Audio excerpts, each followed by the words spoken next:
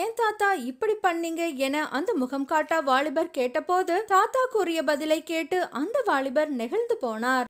அதான் ஒரு சின்ன உதவி தாத்தா, பசிக்குது, காசு எடுத்துட்டு வரல, குடிக்க ஏதாவது தரீங்க? நான் காசு எடுத்துட்டு கொடுத்துறேன்.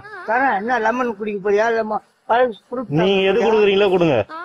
நான் ஒண்ணு சொல்லு, எவ்வளவு வேணாலும் சாப்பிட, அது பத்தி ஒண்ணு இல்ல. நான் கேக்குறேன், சரி நான் தரேன். சாப்பிடு சாப்பிடுறியா? லெமன் குத்துறேன்.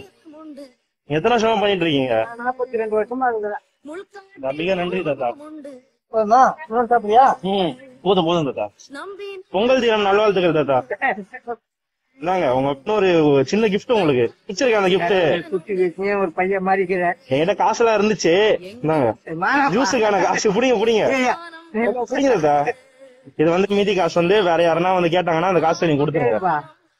நல்லா இருக்குதா? உங்க பேர் தாத்தா? அன்வர். புரியல. அன்வர் பாஷாவா? சரி தாத்தா, ஓகே. என் பேர் ஹேமந்த் குமார்.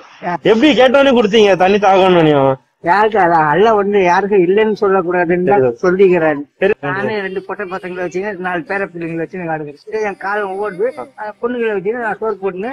நீங்க தான் பாத்துக்கிறேன். நான் தான் படிக்கிறேன் பசங்க. ரொம்ப நன்றி தாத்தா கொடுத்ததுக்கு. அதான் கேட்டேன், ஒண்ணு சாப்பிடுறியா பாட்டு? இல்ல போதும் தாத்தா. சரிங்களா, போயிட்டு வரேன். சரி தாத்தா, வந்து போப்பா. கண்டிப்பா. காசு இல்லை என்று சொன்ன போதும் யாரென்றே தெரியாத ஒருவர் கேட்டதும் எவ்வளவு வேணா சாப்பிடுப்பா, இன்னமும் வேணும்னாலும் சாப்பிடுப்பா தம்பி என கூறிய அந்த தாத்தாவின் மனசு, அந்த நல்ல மனசு கொண்ட தாத்தாவிற்கு உதவிய ஹேமந்த் குமார் என்ற அந்த முகம் காட்டா வாலிபரின் செயல் இரண்டும் பலரையும் நெகிழ வைத்துள்ளது.